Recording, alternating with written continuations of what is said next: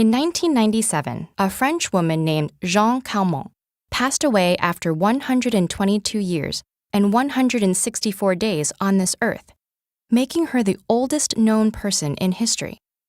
Her age was so astounding that a millionaire pledged $1 million to anyone who could break her record. But in reality, living to this age or beyond is a feat that very few, maybe even no humans, are likely to accomplish. Human bodies just aren't built for extreme aging. Our capacity is set at about 90 years. But what does aging really mean? And how does it counteract the body's efforts to stay alive? We know intuitively what it means to age. For some, it means growing up, while for others, it's growing old.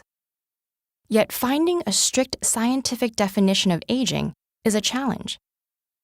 What we can say is that aging occurs when intrinsic processes and interactions with the environment, like sunlight and toxins in the air, water, and our diets, cause changes in the structure and function of the body's molecules and cells.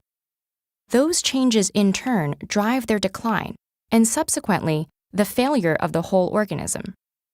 The exact mechanisms of aging are poorly understood, but recently scientists have identified 9 physiological traits, ranging from genetic changes to alterations in a cell's regenerative ability, that play a central role.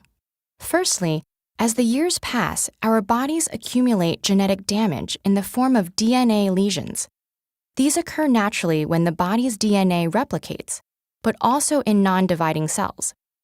Organelles called mitochondria are especially prone to this damage. Mitochondria produce adenosine triphosphate, or ATP, the main energy source for all cellular processes. Plus, mitochondria regulate many different cell activities and play an important role in programmed cell death. If mitochondrial function declines, then cells, and later on whole organs, deteriorate too.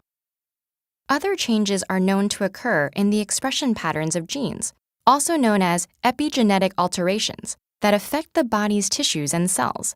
Genes silenced or expressed only at low levels in newborns become prominent in older people, leading to the development of degenerative diseases like Alzheimer's, which accelerate aging.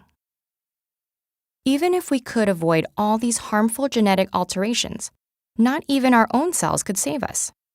The fact remains that cellular regeneration, the very stuff of life, declines as we age.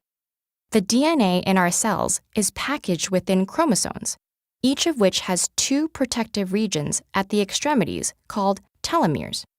Those shorten every time cells replicate. When telomeres become too short, cells stop replicating and die, slowing the body's ability to renew itself. With age, cells increasingly grow senescent too, a process that halts the cell cycle in times of risk, like when cancer cells are proliferating. But the response also kicks in more as we age, halting cell growth and cutting short their ability to replicate. Aging also involves stem cells that reside in many tissues and have the property of dividing without limits to replenish other cells.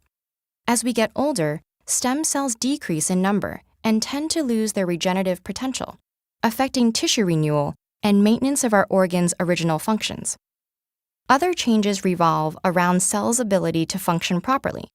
As they age, they stop being able to do quality control on proteins, causing the accumulation of damaged and potentially toxic nutrients, leading to excessive metabolic activity that could be fatal for them. Intercellular communication also slows, ultimately undermining the body's functional ability. There's a lot we don't yet understand about aging. Ultimately, does longer life as we know it come down to diet, exercise, medicine, or something else? Will future technologies like cell-repairing nanobots or gene therapy artificially extend our years? And do we want to live longer than we already do? Starting with 122 years as inspiration, there's no telling where our curiosity might take us.